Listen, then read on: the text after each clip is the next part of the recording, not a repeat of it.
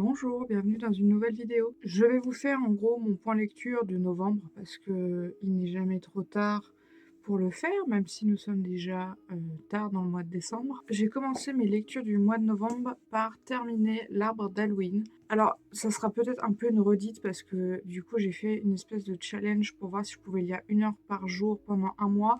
Et du coup, je vous ai déjà présenté beaucoup de mes lectures. Donc, si jamais vous avez vu la vidéo, voilà, je vous préviens, il y aura des redites. Pour L'Arbre d'Halloween de Ray Bradbury, donc la personne qui a écrit Fahrenheit 451, je m'attendais à beaucoup venant de lui, vu que j'avais adoré Fahrenheit 451. Je ne m'attendais pas à une espèce de conte historique sur Halloween avec une bande de gamins, tel un épisode du bus magique, littéralement. Je dis pas que c'était inintéressant, au contraire. Mais au début, je comprenais pas trop où il voulait en venir.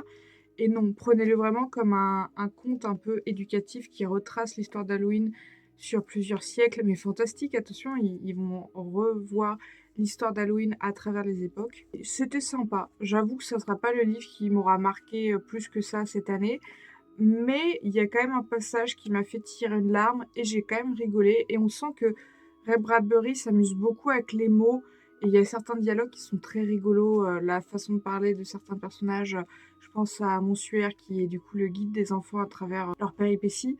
Il m'a fait rire parfois en s'exprimant de manière très à lui finalement, et c'était voilà, c'était très bien. Donc voilà, donc j'ai lu ceci pour le début du mois. J'ai lu Un automne pour te pardonner de Morgane Moncombe. Alors là, je vous en ai énormément parlé dans ma je veux dire ma review, mais c'est pas une review, dans mon autre vidéo. Un automne pour te pardonner, c'est l'histoire de Camélia qui est en études de droit et qui se retrouve à devoir aider un de ses anciens bourreaux qui est accusé du meurtre de son ultime bourreau. Donc Camélia, elle se dit pas «Oh mon Dieu, j'ai pas du tout envie de faire ça», elle se dit «C'est le moment parfait pour me venger». Voilà, voilà. Camélia, elle décide de se venger du coup de Lou McAllister, qui est du coup le meilleur ami slash amant de Rory. Rory qui vient de mourir, assassiné probablement, vu que son cadavre a été retrouvé dans la voiture de Lou. Pas de bol. Donc elle va devoir le défendre, sachant qu'il s'avère que Lou ne serait pas évidemment le tueur. Et du coup, c'est une espèce d'enemies to lovers. Alors moi, je vous avais dit que j'avais pas forcément, dans des vidéos antérieures, je vous avais dit que j'avais pas vraiment envie de lire une romance entre un ancien harceleur et sa victime. Mais bien sûr, Morgane Moncomble arrive à faire des pirouettes et à rendre ça beaucoup moins dramatique que ça en a l'air quand je vous le dis comme ça. J'ai passé un super moment. Ça a été un coup de cœur, j'ai adoré. En fait, je le dis plusieurs fois dans mon autre vidéo, mais il a grave des vibes de Dark Academia. Vraiment, il a ce truc de il y a un meurtre, on enquête autour, il y a un groupe d'amis riches, il y a une société secrète à l'école. Vraiment, il y a des grosses vibes romance, mais avec un peu de Dark Academia.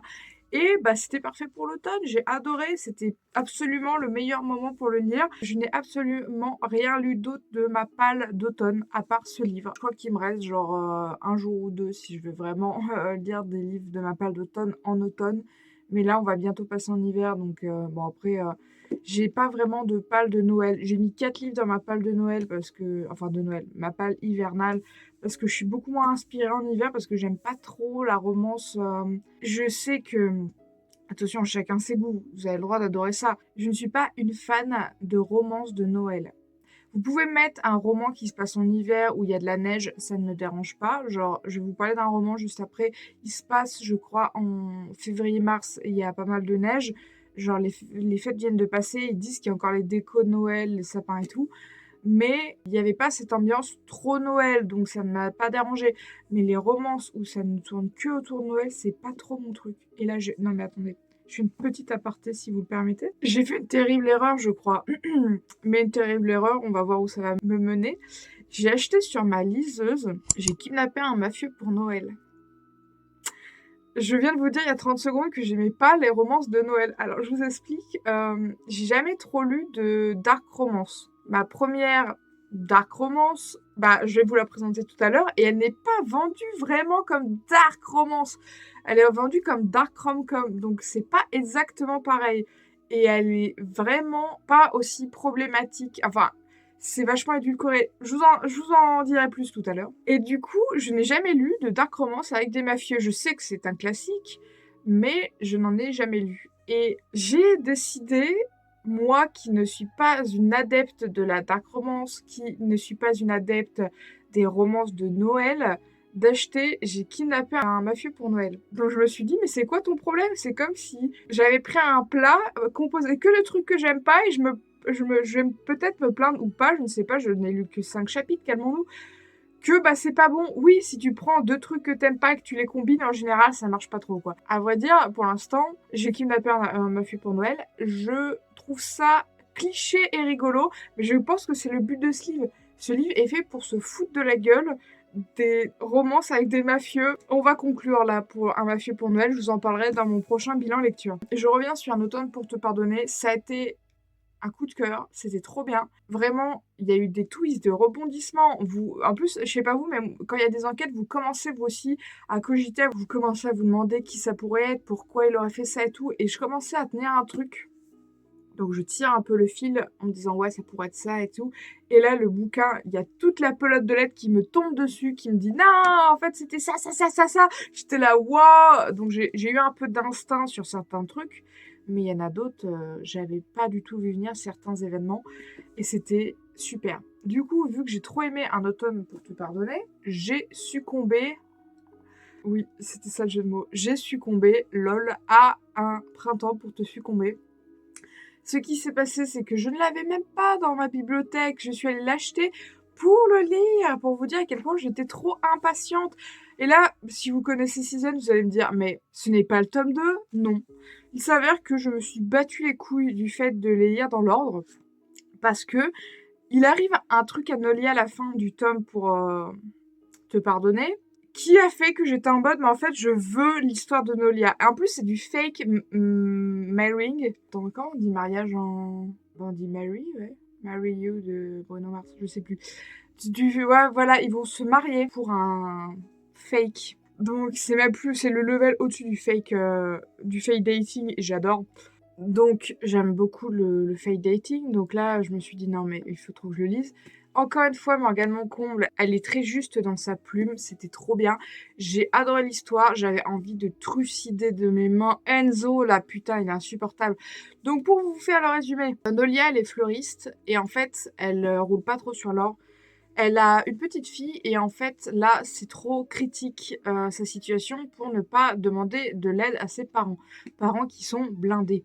Voilà, elle vient d'une famille assez riche et du coup elle finit par dire je vais mettre ma fierté de côté et je vais aller les voir pour leur demander de l'aide. Donc c'est ce qu'elle fait, elle va leur demander de l'aide sauf que bah ses parents ils sont hyper traditionnels et en gros ils lui ont tourné le dos quand elle a dit je vais élever ma fille seule sans me marier. Donc, bien sûr, ses parents ont des conditions pour lesquelles ils lui prêtent de l'argent parce que sinon, ça serait pas des bons parents toxiques. Et du coup, une des conditions, c'est qu'elle se marie. Donc, elle a pas du tout envie de se marier et elle sort un énorme bobard à sa mère qui essaie de la refourguer à son ex toxique qui est également le père de son enfant. Et elle est en mode non, non, c'est hors de question que j'épouse ce gars. Et du coup, elle dit à sa mère mais tu peux pas me forcer à me marier parce que j'ai déjà un fiancé. Là, Nolia s'embarque dans le petit train du mensonge qui progresse, et il s'avère que au début du livre, le premier chapitre m'a explosé de rire. Elle tombe sur Cam, qui est Camille, un milliardaire, rien que ça, qui gère en gros des business, à des applis, à racheter des clubs, machin, enfin, le mec a les moyens. Et il a une réputation de playboy en mode il est pas sérieux, il couche avec tout le monde, bref. Nolia, il s'avère qu'elle l'a déjà croisé et qu'elle a appris du coup par un quiproquo qu'il cherchait une fiancée, une fausse fiancée. Heureux coup du hasard ou le destin, eh bien à vous de décider. Ils vont du coup, bah vous vous doutez bien, s'arranger pour que leurs deux situations leur profitent à tous les deux. C'était trop bien. Vraiment, j'ai préféré largement un automne parce que l'ambiance. Mais alors, un printemps, c'était trop mignon. Pas que mignon, hein. Il y a eu des moments où, à la fin, quand il se passe ce qui se passe avec la fille de Nolia, j'étais en stress pendant tous les chapitres. Vraiment, j'étais pas bien. Et sinon, bah, je vous recommande, en fait, si vous aimez la romance, mais si vous n'avez pas encore lu Season comme moi, vous êtes à la ramasse, mais je pense que c'est vraiment criminel de ne pas avoir lu Season. C'est vraiment trop bien. C'est bien écrit. Je sais pas comment fait Morgane Moncombe pour écrire des personnages aussi attachants, différents et aussi intéressants. Et vraiment, je comprends les filles qui sont en mode les book boyfriends, c'est mon type de mec. Des mecs écrits par des meufs, c'est genre, ils ont l'air incroyables ces hommes. Bon, bah, ils n'existent pas, ou alors ils sont dans la tête de Morgane Moncomble.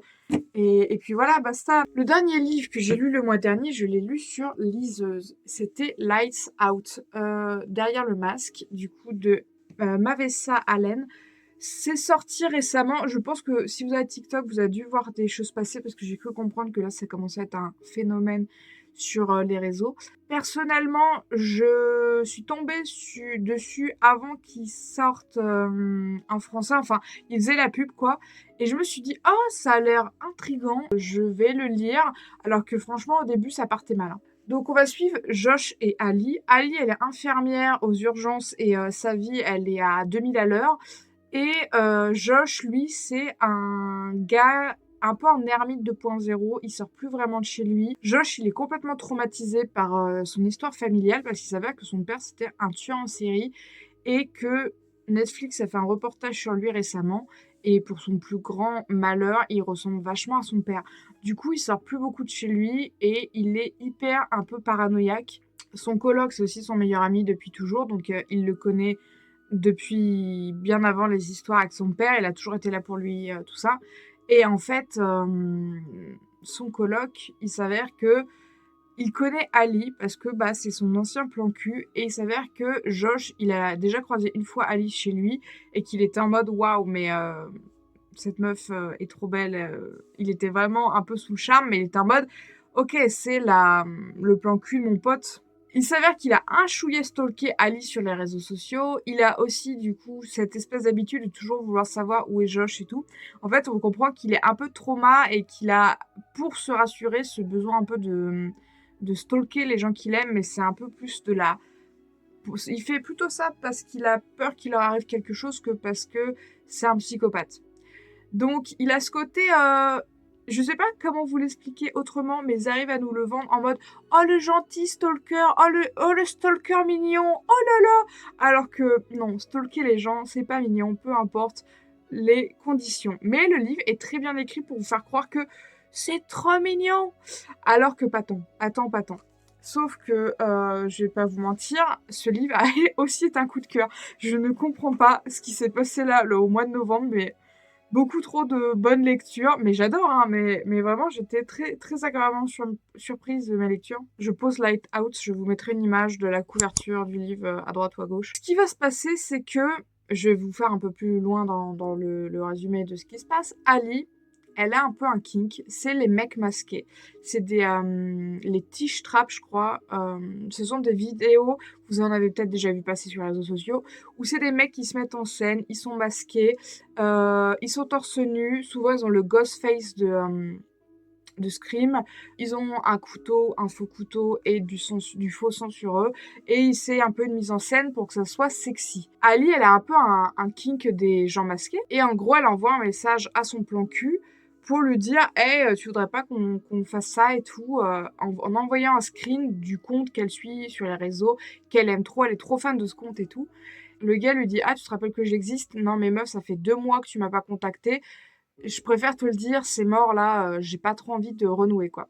Donc elle est en mode quoi, ça fait 2 mois que j'ai pas vu mon plan cul, mais faut que j'arrête de bosser quoi. C'est genre j'ai plus de vie. Du coup le fameux plan cul, c'est le coloc de Josh. Et du coup, le coloc de Josh, qui est aussi son meilleur ami, dit à Josh non mais regarde sans déconner mec, ce qu'elle m'envoie après 2 mois de silence, la meuf vraiment s'en bat la race quoi. Et en fait, Josh il se rend compte que bah c'est lui sur la photo parce qu'il reconnaît ses propres tatouages. Et en fait, Josh, en plus d'être un stalker, il a un petit passe-temps à côté où il tourne des vidéos de lui, où il a un masque et où il est torse nu et où il se met en scène. Donc quand il apprend que la meuf qu'il avait un peu flashé il y a quelques mois a rompu avec son meilleur ami et en plus aime les mecs masqués et littéralement son travail, il se dit banco, il y a un truc à faire les gars. Et de là va partir l'histoire entre eux. Et c'est très, très, très, très rigolo, alors que le sujet est pas du tout rigolo, mais je vous jure que j'ai vraiment beaucoup ri en lisant le livre. Alors, je tiens à préciser, il y a beaucoup de scènes de smut, beaucoup, ouais, si, il y a régulièrement des scènes de smut, et c'est très original, c'est très particulier. On parle de kink, de fantasmes. Vous attendez pas aux petites scènes de smut. C'est pas du smut vanille. Donc voilà, c'est un peu plus osé. Moi, j'avais jamais lu ça dans un autre livre, mais j'ai apprécié justement. Je me suis dit, waouh, ça sort de mes scènes de smut habituelles.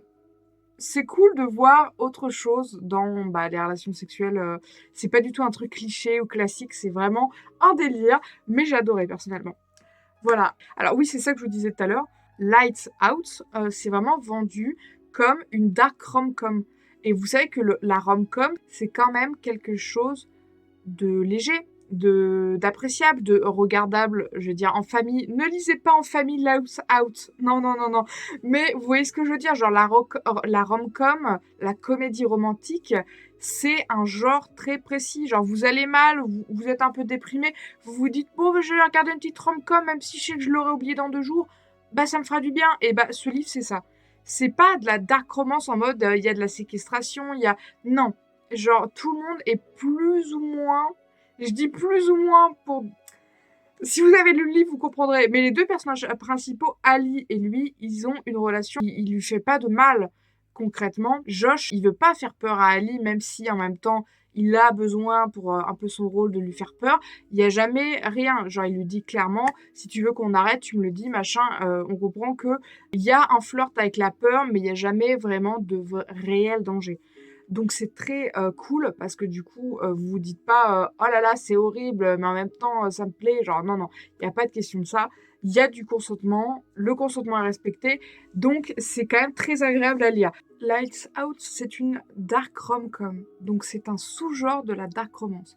Ce qui est dark dans Lights Out, c'est le fait qu'on va parler de stalking, de peut-être potentiellement kidnapping, de meurtre, mais ce sont des sujets qui sont traités de manière quand même assez légère. Voilà, vous attendez pas à quelque chose de policier.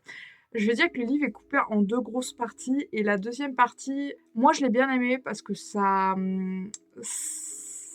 dénoue certaines choses et ça renforce le lien entre Ali et Josh. Et du coup, moi, j'ai adoré le livre dans sa globalité. J'ai lu sur internet qu'il y avait des gens qui avaient un peu plus décroché à la deuxième partie. Mais voilà, j'ai jamais lu un livre dans ce genre-là et c'était trop bien. Donc s'il y a d'autres gens qui se sentent d'écrire de la dark rom-com, mais allez-y!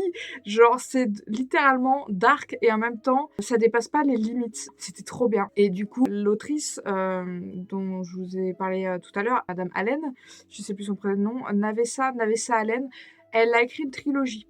Je vous jure que le jour où il y a le tome 2 qui sort, je cours, je fonce et je l'achète parce que vraiment, Lights Out, c'était trop bien. Mais alors, j'ai trop envie de lire d'autres choses de sa plume.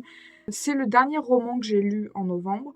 Maintenant, je vais vous faire peut-être un petit point manga. J'ai lu Écoute ton cœur Atami, tome 3. Et écoutez, j'aime beaucoup Écoute ton cœur Atami. J'aime bien cette série. Mais le problème, c'est que entre chaque tome, j'ai un peu le temps d'oublier ce qui s'est passé. Donc, je me suis relu en novembre le tome 1, 2, 3, la suite, et c'était beaucoup plus compréhensible pour moi, parce qu'en fait, si c'est cool 2 mois à chaque fois, j'ai le temps d'oublier certains personnages ou certaines histoires, parce que c'est beaucoup de petites histoires avec, du coup, l'introduction de nouveaux personnages. Donc voilà, j'ai relu les 3 premiers tomes, j'aime bien, mais j'avoue, c'est pas le manga où il se passe le plus de choses, c'est vraiment des petites histoires, des petites amourettes de lycée.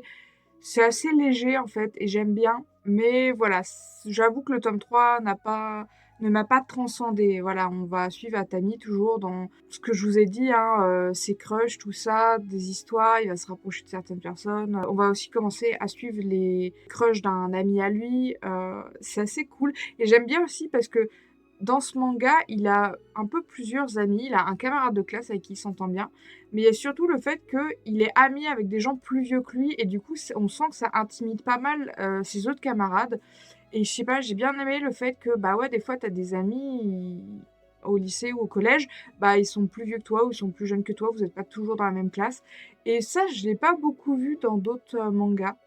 D'ailleurs, un autre manga qui aborde un peu un sujet différent mais qui m'y fait penser, J'ai non, ça je pourrais pas vous le dire parce que j'ai lu en décembre, mais j'ai lu aussi Skip and Loafer, j'ai trop aimé. Skip and Loafer, c'est l'histoire d'une nana qui vient de la campagne profonde du Japon et son but, c'est de revaloriser sa région d'origine. Donc elle a déjà un plan de toute sa vie en tête. Faut qu'elle réussisse ses études à Tokyo, faut qu'elle intègre telle fac, faut qu'elle arrive à devenir politicienne, elle va retourner dans sa région. En faisant ça, elle pourra faire de la politique et du coup revaloriser sa région. Elle est trop mignonne, l'héroïne. Là, il y a son nom qui m'échappe, je suis désolée. Mais elle est adorable et en gros, le premier jour d'école à Tokyo, elle va bien évidemment se perdre dans le métro, elle va tomber sur quelqu'un de son lycée. Donc c'est son premier jour en tant que seconde et en gros, ce gars va venir l'aider. Elle va être trop stressée et tout. En plus, elle doit faire le discours devant tous les autres élèves. Et elle est tellement stressée qu'elle finit par gerber sur les chaussures de sa prof. Donc, le début du tome, moi, les gens qui font des trucs malaisants, ça me met vraiment mal à l'aise. Je déteste ça. Lire des trucs comme ça, ouais, j'ai du mal avec ça. Et du coup, le manga est très très drôle. Et en fait, on va se rendre compte que ce garçon, il va très vite s'attacher à elle. Parce que dans la vraie vie, il l'aurait vu faire tout ça, il se serait dit, c'est quoi cette meuf cringe? Bon, bah là, il se dit, ouais, la meuf, elle est trop déter, elle sait trop ce qu'elle veut et tout. Et ils vont devenir amis. Voire plus. C'était trop bien. Vraiment, Skip and Loafer, ça a été un truc de ouf. Ma meilleure amie m'en parle depuis des années. Et je m'excuse, ok? Je m'excuse auprès d'elle de ne pas l'avoir écouté, de ne pas avoir lu, ou même, je crois qu'il y a un animé qui a commencé à sortir, peut-être. Je sais pas s'il est disponible chez nous. Je m'excuse parce que je suis passée à côté d'un des meilleurs mangas que j'ai lu depuis longtemps. Ce que j'ai aimé dans ce manga, c'est que ça se passe au lycée. Alors, c'est pas ça que j'ai aimé, mais en fait, on va suivre les personnages du premier jour de leur lycée, sûrement jusqu'à la fin. Parce qu'à la fin du tome 6, en fait, 2 tomes, ça fait une saison. C'est-à-dire que les 2 premiers tomes, c'est le printemps. Les 2 tomes d'après, c'est l'automne. Les 2 tomes d'après... Non, attendez. L'automne, c'est pas après le printemps. Les 2 premiers tomes, c'est le printemps. Les 2 tomes d'après, c'est l'été. Les 2 tomes d'après, c'est l'automne. Les 2 tomes d'après, c'est l'hiver. Du coup, c'est hyper intéressant parce qu'on les suit vraiment sur toute leur année scolaire. Donc, on voit ce qui leur arrive. Et puis, elle va se faire des amis. Donc, on va suivre son groupe d'amis. Et du coup, le tome 7 et 8 qui viennent de sortir, là, je les ai lus du coup en décembre. Donc, je ne vais pas trop vous en parler maintenant. Mais c'est leur nouvelle année scolaire. Ça y est, ils passent en première. Et du coup, ils vont changer de classe. Est-ce qu'ils vont se retrouver ensemble? Qu'est-ce qui va se passer? Et aussi, un truc que j'ai trop aimé, c'est que du coup, on va les voir. C'est là où je voulais en venir tout à l'heure. Ils vont pas tous être dans les mêmes classes. Du coup, il y a ce truc d'amitié à travers les classes que j'ai trop aimé dans les nouveaux tomes que du coup j'ai lus. Donc, je vous spoil un peu ma review de décembre. Mais ce truc de les amitiés qui transcendent les classes. Voilà, il y a des gens de leur club, il y a des gens... Et j'ai aussi un truc que j'ai trop aimé. L'héroïne, elle fait pas partie d'un club, elle fait partie du conseil des élèves. Ils en parlent tout le temps du conseil des élèves dans les mangas, mais moi j'ai jamais lu un manga où l'héroïne ou un personnage montrait ce qui se passait. En fait, c'est ça son club à elle, c'est de faire partie du bureau des élèves. Donc j'étais en mode mais c'est trop intéressant, même si on voit pas tout ce qu'ils font. Voilà, en fait, c'est un peu le premier pas dans la politique pour elle. Et en fait, j'ai adoré parce que même si c'est un manga qui se passe au lycée avec des amourettes de lycée, le manga prend un axe que je n'ai jamais vu autrement dans aucun autre manga. Et croyez-moi, quand j'étais ado, j'en ai lu des mangas qui se passent, des shoujo qui se passent au lycée. Même pas que des shoujo d'ailleurs, mais vraiment là, c'est incroyable. Si vous aimez des personnages, même le petit personnage secondaire qu'au début on n'a rien à foutre et après qui est assez développé pour vous dire oh non mais je l'aime trop. Chaque personnage du groupe d'amis je crois que c'est Mitsuki le nom de l'héroïne mais je suis pas sûre. Ils sont tous attachants. Même ceux qu'au début vous les aimez pas trop, vous dites c'est qui elle, pourquoi, qu'est-ce qu'elle veut, vous allez tous les adorer et vraiment ça faisait longtemps que j'avais pas autant apprécié chaque personnage d'un manga. Vraiment, je le trouve excessivement bien écrit. Des personnages attachants, bien construits. J'adore. Vraiment, Skip and Loafer, n'hésitez pas. Si vous hésitez, n'hésitez plus. C'est trop bien. J'ai lu le tome 9 d'Irayasumi. Vous savez que j'adore ce manga. Je l'avais mis dans mon top 10 des meilleures lectures BD manga de l'année dernière. Top que je dois bientôt faire vu qu'on est à la fin de l'année. C'est très tranche de vie, Hirayasumi, parce que vous allez suivre autant des universitaires. Donc, en gros, ah merde, lui aussi, j'ai oublié son nom.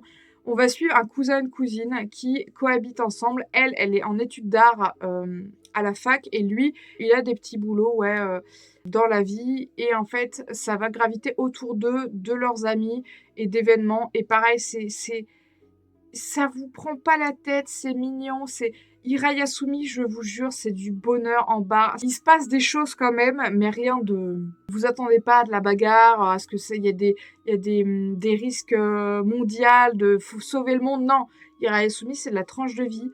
C'est des gens qu'on introduit, leurs histoires. J'ai adoré. Et je tiens à dire que mon guédard marche toujours aussi bien, même dans les fictions, parce qu'il y a un personnage que je soupçonnais d'être queer qui est confirmé dans le tome 9 et j'étais là, yes!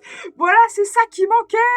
Donc j'étais assez ravie de voir que mon instinct, mon surinstinct avait encore marché et voilà. Donc voilà, donc Hirayasumi tome 9, en fait, à chaque fois que je lis un tome d'Hirayasumi, j'ai hâte d'être au prochain. J'ai lu le tome 15 de Spice Family. Alors, j'ai bien aimé. Ah, attendez, il faut que je me rafraîchisse un peu la mémoire. Qu'est-ce qui se passe? Oui, on conclut le flashback avec un personnage que j'ai adoré. Je pense que je vous l'avais déjà dit dans une précédente vidéo, mais je suis assez fan du directeur de l'école de Anya. Et là, il y a un flashback qui implique lui et un autre personnage. Je vais pas trop vous en dire si jamais vous ne lisez pas le manga. Mais alors, c'était tellement touchant. Donc, on voit un peu le dénouement de ce flashback. Oh là là, j'étais en mode... donc c'est une occasion ratée, on ne va pas continuer. Bon, tant pis, mais j'ai beaucoup aimé. Ensuite, on a tout un chapitre où les enfants vont à la foire, je crois. C'était intéressant. J'ai l'impression que ça fait longtemps qu'on n'a pas vu Lloyd en vraie mission et ça fait longtemps qu'on n'a pas vu Yor aussi en mission. Donc, je me demande ce qui va se passer dans les prochains tomes. Pour vous dire, là, je me rappelle plus comment se termine le tome 15, j'ai un peu un blanc. En fait, le problème, c'est que Spice Family, ça se passe dans un monde quand même pas très rigolo parce que c'est la guerre froide. Lloyd, c'est un espion. Yor, c'est une tueuse. Anya est littéralement une gamine qui a eu des expérimentations sur elle et leur chien également. Bref, tous ces gens sont plus ou moins traumatisés par la guerre et ce qu'en a découlé de la guerre. Et pourtant, c'est un des mangas les plus drôles de ces dernières années. Et pourtant, vous désamorcez toujours tout. Sachant que le frère de Yor fait partie de la police secrète, donc littéralement la Gestapo. En fait, ce qui se passe, c'est hyper grave. Vraiment, on serait dans un contexte autre. Ce manga serait pas du tout drôle, mais le parti choisi, c'est de faire de la vanne. Sauf que du coup, des fois, c'en est presque fatigant parce qu'on se dit, quoi qu'il se passe, il n'y aura pas de conséquences. Donc, c'est un peu... Ouais, ça peut être un peu lourd parfois de croire qu'il va enfin y avoir des événements qui auront des conséquences, puis en fait, c'est toujours désamorcé. Bref, c'est tout pour Spice Family. J'ai également lu le tome 5 de Kireo Fan Club. Je vous en ai déjà parlé. Kireo Fan Club, c'est l'histoire de deux filles qui sont censées être amoureuses du même garçon, et c'est ça qui les rapproche. Sauf que dans le dernier tome, il se passe un peu des révélations. Et en même temps, c'est ça qui est frustrant, c'est que nous, on comprend lecteur où le manga veut en venir, mais c'est jamais clairement dit. C'est juste tout le temps sous-entendu. Donc c'est un peu frustrant. Et normalement, le tome 6, le prochain tome devrait être le dernier. Donc pareil, j'ai hâte de lire la suite. C'est très rigolo, mais c'est un peu de l'humour, je crois que je vous en ai déjà parlé, mais Kireo Fan Club, c'est quand même de l'humour très pipi, caca, prout-prout. Genre, moi, je sais que ça fait hurler de rire ma meilleure amie. Moi, il y a des vannes, je suis en mode, je trouve ça presque un peu lourd. Mais vu que j'aime bien le fond de l'histoire, que j'aime bien les personnages, parce que les deux meufs, elles sont un peu weird dans ce qu'elles disent et dans ce qu'elles font, comment elles pensent, que, en fait, j'aime bien ce côté-là de... Elles sont pas parfaites, et ouais, elles font des têtes dégueulasses. Et en fait, je les trouve assez réalistes. C'est des vraies meufs qui ont des vrais défauts, qui font des têtes... je sais pas, elles me font vraiment rire, mais pas forcément de la même manière. Des fois, elles disent des trucs, en fait, c'est tellement lunaire que moi, je j'arrive pas à me raccrocher. Je me dis, non, mais là, arrête, on dirait que c'est le concours de qui dira la plus grosse absurdité. Bon, après, je sais que j'ai pas du tout le même humour que ma meilleure amie, mais du coup, Elle, ça la tue de rire. Moi, je suis en mode, bon, voilà. Mais Kill of Fan Club, pareil, ça reste quand même un excellent manga. Ça restera une des petites séries, je dis petite parce qu'il y aura du coup que 6 tomes, mais qui est vraiment un peu une pépite méconnue de tous. Pareil, là, il se passe des trucs, je suis en mode, mais alerte queer, quoi. Vraiment, je suis en mode, mais si, là, il se passe des trucs, là, je suis pas fou. Et c'est ce que je vous disais, c'est sous-entendu, donc on sait pas trop. Et j'ai un peu hâte de voir la conclusion de ce manga, même si j'appréhende un peu la fin. On verra bien. En dernier manga, j'ai reçu le mois dernier, je le tiens à l'envers, Medieval Girlfriends de la collection Copy, la collection manga des éditions exemplaires. Donc j'avais participé au crowdfunding il y a un an, je l'ai reçu. C'est vraiment très joli. Moi j'ai adoré. Mais je suivais déjà Juliette Cousin. Je suivais déjà son travail sur Instagram. Je suis énormément fan de ce qu'elle fait. Alors quand j'ai vu Medieval Girlfriends, donc c'est littéralement une histoire d'amour entre une chevaleresse et une femme serpent sirène de l'eau. J'étais en mode, bah oui, c'est son univers, j'aime son univers, il faut que je participe. Alors, il a la particularité de ne pas vraiment avoir de texte. Une succession de planches, donc vous pouvez le lire si vous ne parlez pas français. Il n'y a que 2-3 fois où il y a des bulles. Je pense à cette planche où on voit qu'il y a un animal qui pousse un cri, mais pas besoin de parler français pour comprendre que cet animal terrifiant pousse des cris. Medieval Girlfriends, je suis bien contente d'avoir participé au crowdfunding, c'était très cool. Je suis juste un peu frustrée parce que la jaquette est en fait un poster. Mais je n'ai pas envie d'enlever ma jaquette, donc je n'accrocherai pas le poster. On voit les deux personnages principaux. Ah, il est trop beau en plus. J'aime trop le poster, mais le manga sans la jaquette, c'est ça. Et alors, il est joli.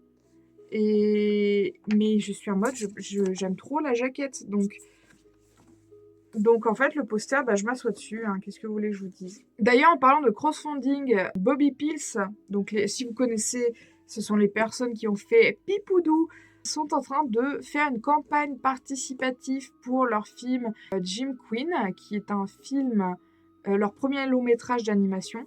Au moment où je tourne cette vidéo, ils ont prolongé la campagne d'un mois, donc jusqu'à fin décembre. Non, début janvier? Fin décembre? Je ne sais plus. Bref, mais si jamais vous avez envie de participer à un crowdfunding d'un film d'animation queer, bah n'hésitez pas, voilà. J'y pense là, mais je trouve leur projet très cool, donc voilà. Je dis ça, vous êtes peut-être quoi, 4 abonnés sur ma chaîne à regarder mes vidéos. Ma petite pub là ne sert à rien, mais écoutez, ça me fait plaisir. Donc ça, c'est terminé pour les mangas. J'ai lu Medieval Girlfriends, c'était très sympa. De toute façon, vous mettez des lesbiennes, des chevaliers dans un univers médiéval avec des créatures. Oui, j'aime beaucoup, j'aime beaucoup. J'ai lu La Contre-Révolte sans précédente, donc de Guillaume Meurice et de... Mince, j'ai perdu le nom de la dessinatrice. Mince, je mettrai le nom, je suis désolée. Là tout de suite, il m'échappe. Qui est du coup le tome 2 de La Révolte sans précédente, qui était, je crois, j'ai vérifié l'autre fois, la première BD que j'ai lue cette année. Pour vous faire court, on reprend du coup le même groupe d'animaux activistes qui sont face à un nouveau problème. Eh bien, les sauveurs de la fin du tome 1 ont pris le pouvoir et du coup, ils sont sous une dictature. Du coup, que vont bien pouvoir faire les animaux pour se sortir de cette situation? C'était très, très sympa à lire. Voilà, ça m'a pris 1 heure, un après-midi, j'étais content. Voilà, donc n'hésitez pas à lire La Contre-Révolte et La Révolte sans précédent parce que ça reste des BD avec un humour très drôle. Et moi, je suis toujours contente de lire des BD avec des animaux qui s'appellent... Ils ont tous des noms un peu à la con et ça me fait rire. Moi, c'est déjà ça, mon humour. J'aime bien, j'aime bien. Et sinon, bah, je peux vous faire un point webtoon, mais là, je vois que je suis déjà à 40 minutes. Donc, je suis un peu en mode, on va faire le point webtoon rapidement parce que j'en ai lu beaucoup trop. Alors, j'ai commencé... Alors, je vous en ai beaucoup parlé dans ma précédente vidéo, donc Little Lady Mint sur Webtoon. La série est terminée, mais elle fait beaucoup, beaucoup d'épisodes. Elle m'a tenu en haleine longtemps.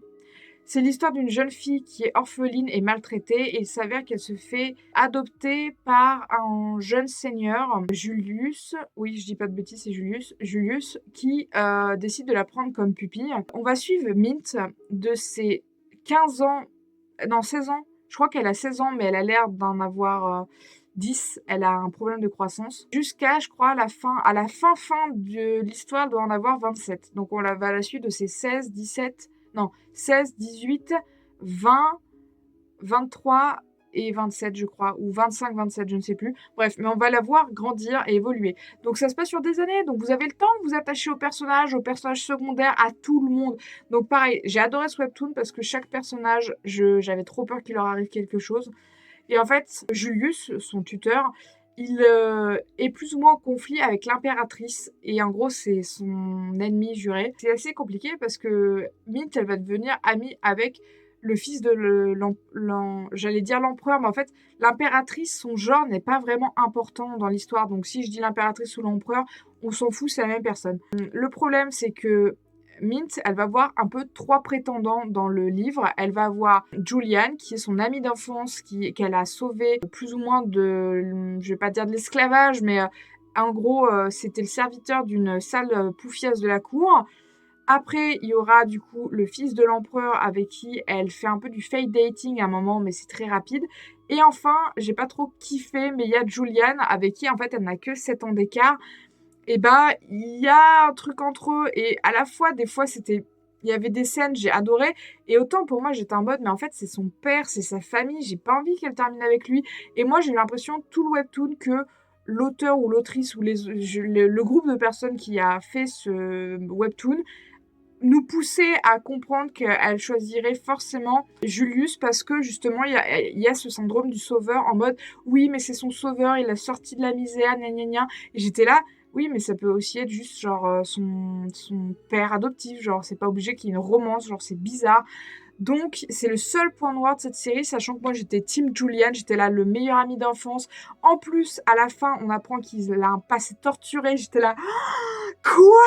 J'ai adoré. Et pareil, vous suivez Mint depuis qu'elle a 15-16 ans, je vous ai dit, il y a un moment, je sais plus dans quelle saison, parce que du coup, vous doutez bien que ça a été coupé en plusieurs morceaux, où on apprend que Mint, mais genre elle doit avoir 20 ans, elle a un passé sombre avant l'orphelinat et on est en mode quoi?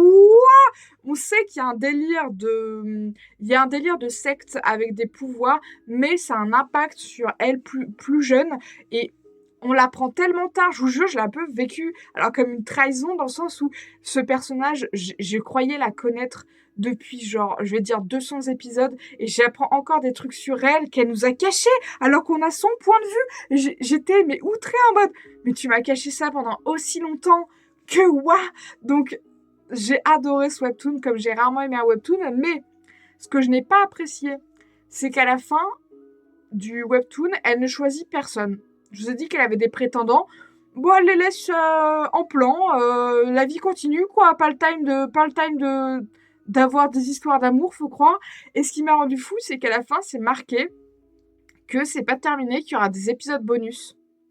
Bah, ils sont jamais sortis en France, les épisodes bonus. Voilà, voilà. Donc, j'étais un peu frustrée parce que j'étais en mode quoi? Non, mais ça va pas se terminer comme ça.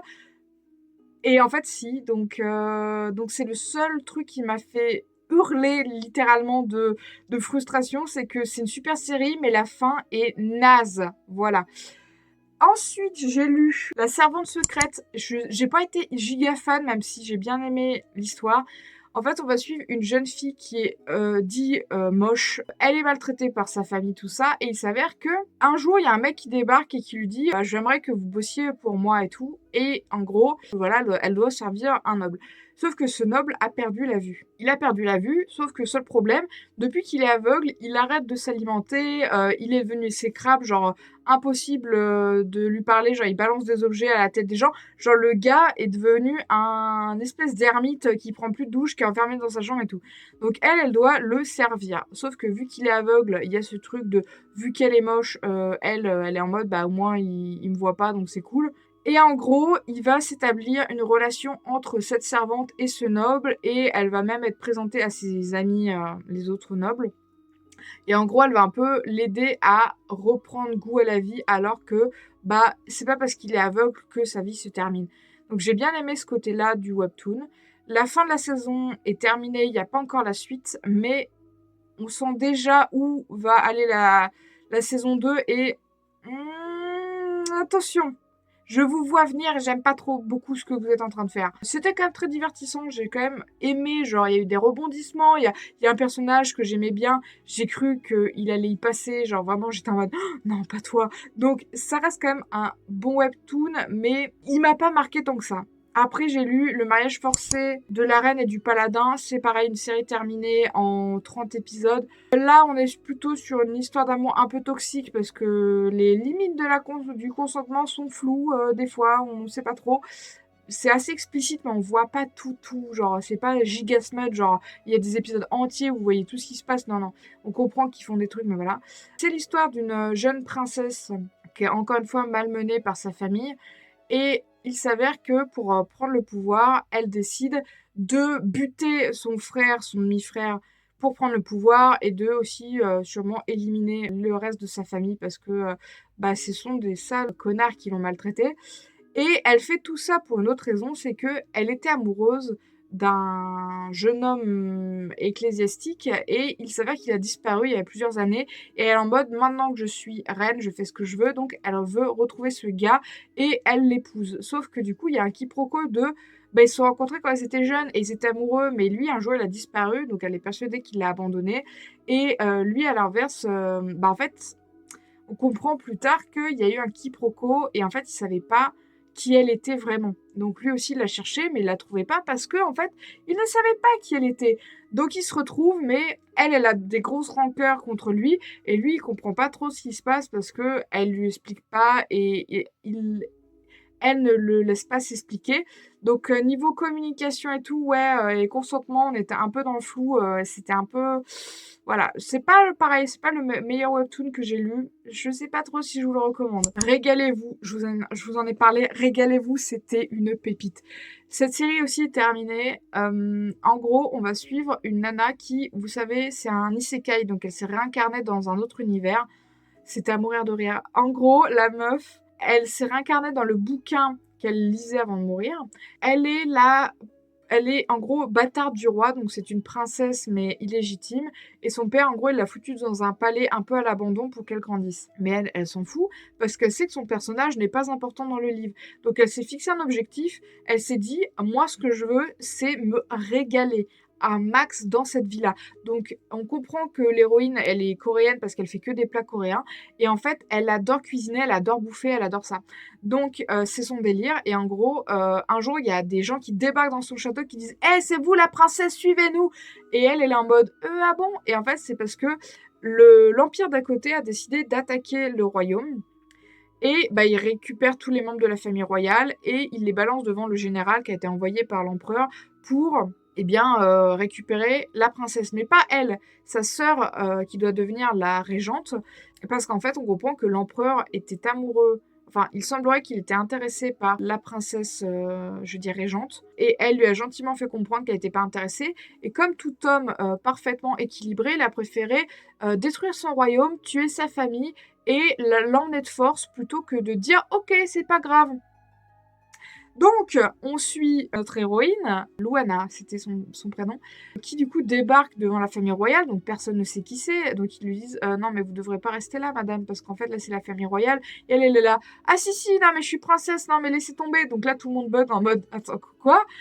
Et là le général débarque, et en fait Luana, vu qu'elle sait que son personnage il disparaît après cette scène, elle est en train de bouffer des sticks de bœuf séché au fromage. Et là, le général, il dit « Hé, toi, qu'est-ce que t'es en train de faire? C'est une arme que t'as dans les mains. » Donc elle panique, elle dit « Oh non, c'est pas ça, c'est de la nourriture. » Et elle lui dit « Bah, allez-y, goûtez. » Parce qu'elle a peur de se faire descendre.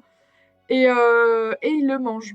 Et là, il dit « Ok, enfermez-la au cachot. » Donc elle se dit « Oh mon Dieu, il a détesté ma nourriture au point de m'enfermer au cachot. » Et il s'avère que non. Il s'avère que le général, il est maudit. Il est maudit depuis, du coup, avant sa naissance. En gros, dès qu'il bouffe, la nourriture a un goût de cendre, d'ordure. En fait, il ne prend aucun plaisir à manger.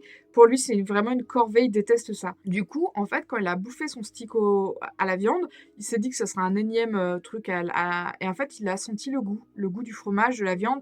Et là, il s'est dit « Oh mon Dieu, mais que se passe-t-il ?» Donc, il l'a fait enfermer. Et là, il débarque et il dit « Avoue que t'es une sorcière. » Elle comprend pas, elle dit « Quoi ?» Il dit: «Je suis maudit et ta cuisine, c'est la seule cuisine que j'ai goûtée depuis genre toujours. C'est la première fois qu'il a le vrai goût des choses» et il dit, «Bah, en fait, vu que j'ai été maudit par une sorcière, tu es forcément une sorcière». Donc elle est là: «Mais non, moi je suis une princesse, je suis pas une sorcière» et là il est en mode: «Tu veux pas avouer? Bah, c'est pas grave, je vais te torturer» et elle est en mode: «Bah, j'ai pas envie de me faire torturer». Donc elle dit: «D'accord, d'accord, je suis une sorcière, mais je suis pas une vraie sorcière, je suis une apprentie sorcière. En fait, je n'enchante que la nourriture, je ne sais pas lancer de sorts ou de contre-sorts. S'il vous plaît, ne me torturez pas». Bon, bah, maintenant qu'elle a avoué, il est en mode, «Bon, OK, je vais pas te torturer». Et en fait, le webtoon était trop drôle! Genre, vraiment, moi, j'étais pliée en 2. Il y a plein d'épisodes qui m'ont fait hurler de rire. Alors, dans ce webtoon-là, il y aura pas du tout de smut, je tiens à vous le dire. C'était tellement drôle. J'ai trop passé un bon moment. Parce que du coup, il y a des quiproquos. Elle, c'est pas vraiment une sorcière. L'empereur lui a dit qu'il pouvait ramener ce qu'il voulait de la campagne. Donc, lui, il décide de demander Luella comme cuisinière. Luella, elle fait la rencontre de sa sœur, donc elles rentrent ensemble dans le royaume, vu que littéralement, enfin dans l'Empire, littéralement leur royaume a été déglingué. Et en fait, bah, sa sœur, elle va du coup rencontrer l'empereur. Elle aussi d'ailleurs, elle va le rencontrer. Et lui, il va dire, t'as ramené une meuf de ta campagne. En plus, la sœur de la princesse, genre, il trouve ça hyper bizarre. Mais du coup, l'empereur est en mode, bon, ok, d'accord. Et après, il y aura toute une autre partie, du coup. Lui, il commence à bien aimer Luella, mais ça reste une sorcière. Et en plus, c'est une prisonnière de guerre, donc il a peur qu'elle ait peut-être envie de s'échapper, normal. Et Luella, à l'inverse, elle est en mode, bah, je l'aime bien, mais des fois, il me menace, donc j'ai peur qu'il me fasse du mal. Donc, ils ont un peu une relation conflictuelle, et à la fois, ils s'aiment bien, mais parce que chacun a des craintes, ils font un peu n'importe quoi. Et j'ai beaucoup aimé ce webtoon qui était très très cool. Juste la fin m'a un peu gavée. La fin est un peu cliché. Mais sinon, à part ça, c'était un super webtoon. Ah, j'ai oublié un manga tout à l'heure. Ah, en plus, c'était un super manga. Bon, je vous fais un point. Du coup, je suis désolée, j'ai oublié un manga dans tout à l'heure. Je vous ai pas parlé de Lover's Kiss. Lover's Kiss, c'était trop bien. C'est un one-shot, c'est un format grand manga. Et en fait, si vous connaissez Banana Fish, c'est par la même autrice. C'est l'histoire En fait, on va suivre plusieurs lycéens, mais ils se connaissent tous. La première histoire, ça va être une jeune fille qui a un peu une réputation de coucher facilement. Et elle a aussi une petite sœur avec qui elle s'entend pas très bien. Et sa meilleure amie. Et en fait, elle va tomber amoureuse d'un gars qui a un peu la même réputation qu'elle, qui est en mode ouais, il a couché avec plein de meufs. À ce qui paraît, il y en a même une qui était enceinte, machin. Donc, il a un peu, pareil, des histoires pas très cool. Et en fait, en fait, ils vont petit à petit tomber amoureux. Et en fait, l'histoire d'après, si je dis pas de bêtises, on va suivre un gars qui est gay et qui est en fait amoureux du même garçon que la première histoire. Sauf que lui, c'est son ami et il est un peu en mode, bah, j'ai pas envie de. En fait, on comprend qu'il est encore pas très en phase avec son homosexualité. Et il s'avère qu'il y a un gars qui traîne souvent avec lui et en fait on comprend que ce gars-là est amoureux de lui et qu'il voit un peu d'un mauvais œil que lui soit en crush sur l'autre gars. Donc il pousse un peu la meuf de la première histoire à sortir avec l'autre gars pour pouvoir en gros bah avoir le champ libre avec le héros de la deuxième histoire. Donc toi t'es en mode attends quoi? C'est quoi ce puzzle? Et la troisième histoire, on va suivre la petite sœur de la première héroïne qui est en fait amoureuse d'une fille et qui est amie avec...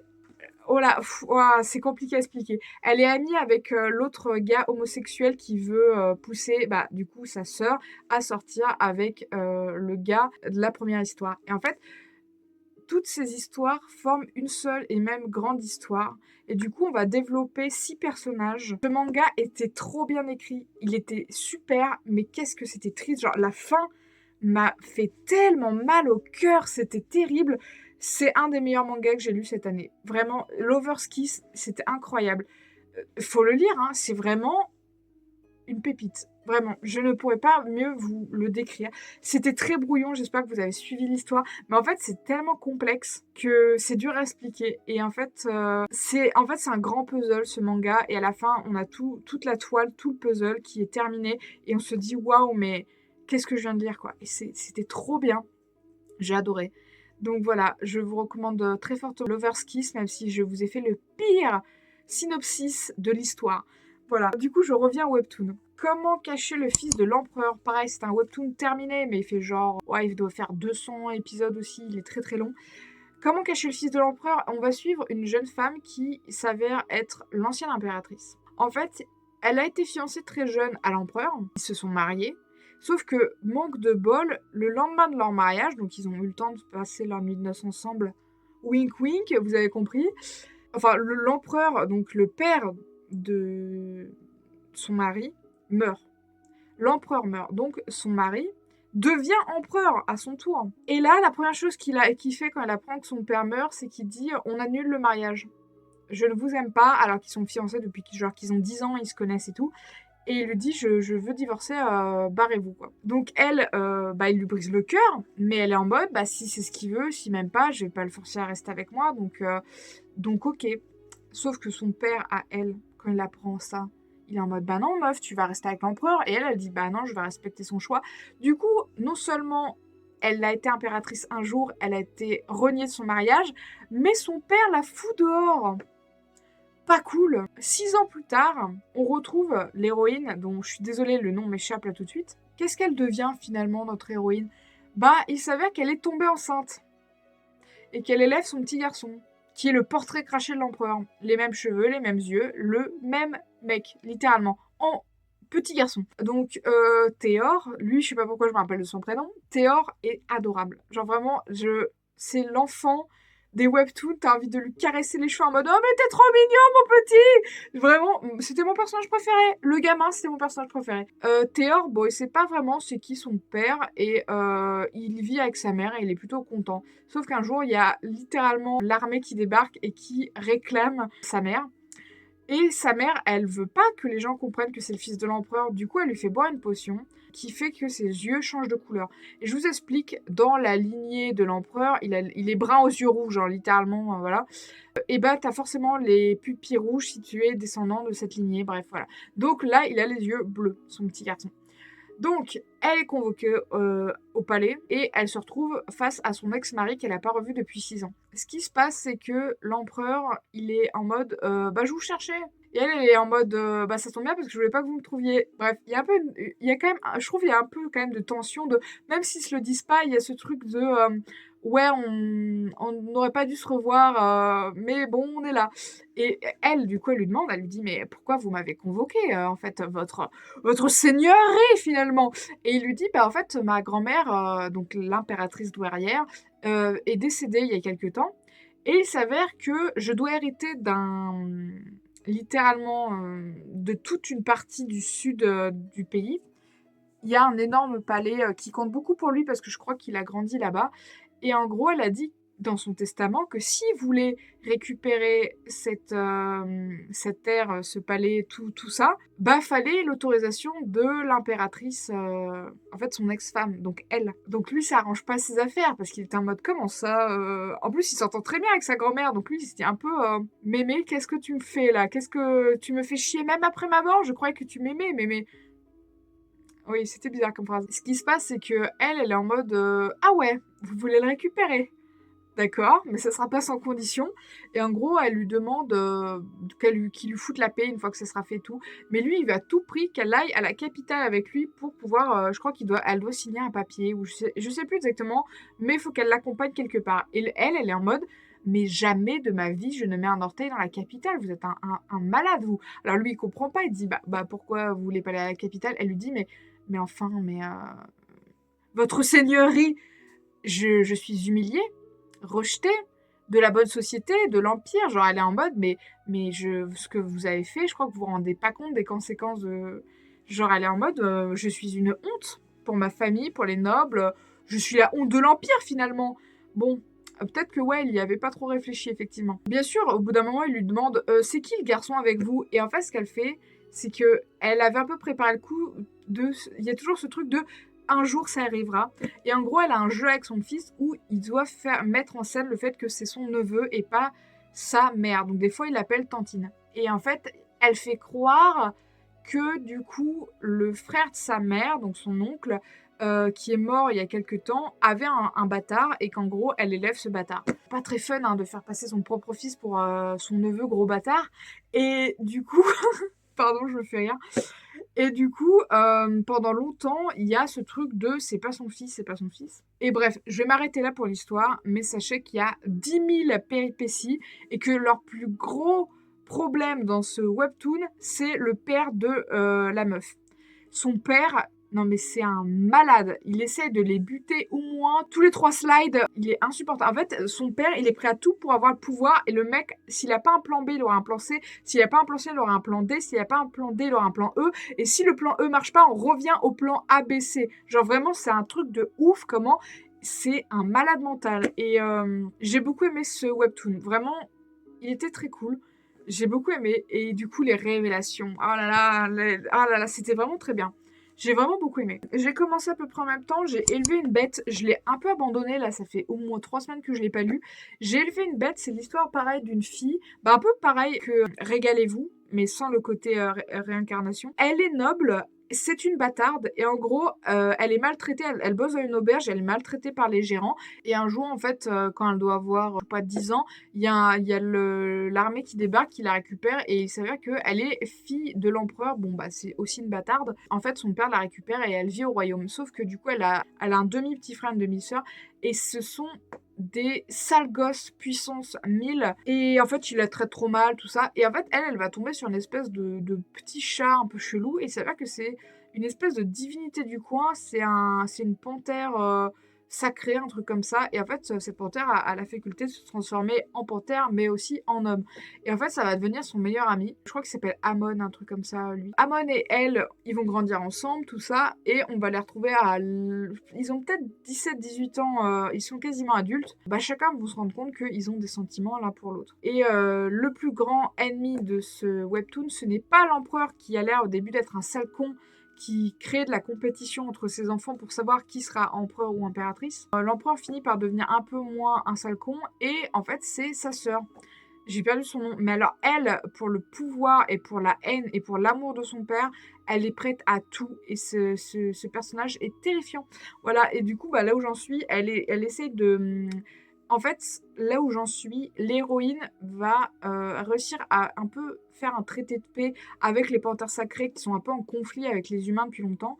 Tandis que sa sœur, elle veut juste éradiquer les panthères sacrées. Elle est en mode, ce sont nos ennemis, ils sont plus forts que nous, bah ils méritent de mourir tout simplement. Non, c'est pas très cool de penser comme ça, hein, voilà, ça s'appelle un génocide. Pareil, en vrai j'aime bien ce webtoon, je sais pas pourquoi je l'ai pas continué, je pense que j'ai juste un peu eu la flemme parce qu'en fait vous pouvez quasiment le lire en intégralité en regardant des pubs. Je crois que j'ai eu la flemme en fait de mater 50 pubs à la fois, donc j'avoue que je l'ai un peu abandonné alors que... Ah non, en vrai il est vraiment sympa ce webtoon, vraiment j'ai bien aimé. Et le dernier que j'ai lu en novembre c'est My Death Lovers Return as a Tyran. Pour vous faire simple, c'est une jeune fille qui est mal aimée, pareil, à chaque fois on suit une noble mais qui est rejetée de sa famille, faut arrêter, hein. C'est pas si fréquent que ça, arrêtez de faire ça. C'est pareil, c'est une noble, elle est issue d'un premier mariage et en fait elle est rejetée par la nouvelle reine et par ses frères et sœurs, ses demi-frères et sœurs et en fait j'ai l'impression de raconter 50 fois la même histoire, c'est terrible. Et en fait, elle a un peu grandi, pareil, un peu à l'écart dans un village. Et un jour, elle tombe sur un gars qui est blessé. Et elle tombe amoureuse de lui, ils s'embrassent. Sauf que à cause de son frère et de sa sœur, elle lui a dit des trucs horribles. Et après, ils l'ont balancé dans la flotte. Donc elle était choquée parce qu'elle était en mode mais il est mort et tout. Et ils l'ont ramené dans l'Empire. Sauf que du coup, on est des années après. Là, elle est majeure. Il s'avère que sa sœur lui a volé, entre guillemets, son titre. En fait, tout ce dont elle allait hériter. Et aussi son fiancé. Elle devait être fiancée à un marquis. Bon, bah, sa sœur, à la place, va l'épouser. Elle, on va pas se mytho, ça ne la dérange pas plus que ça. Et en fait, le jour du mariage de sa sœur, il y a l'empereur du royaume d'à côté qui débarque et qui bute le marquis.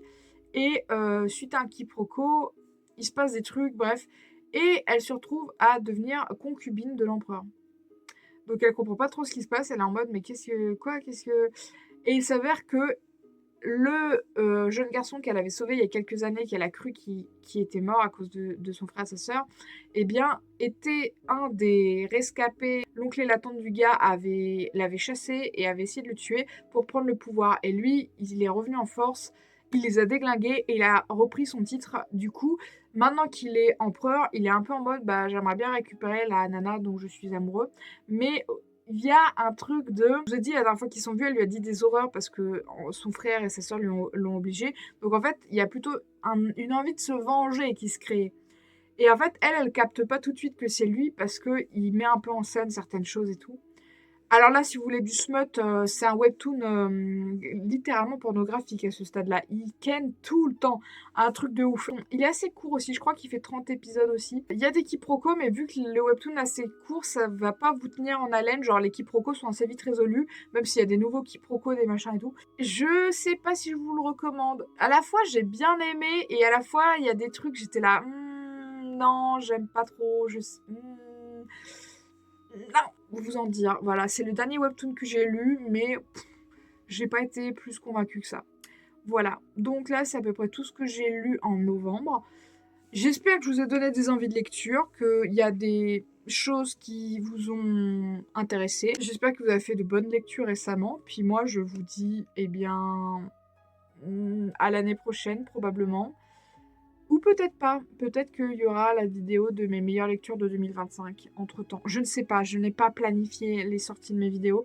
Donc, dans le doute, je vous souhaite de passer une bonne fin d'année et à très bientôt. Bye!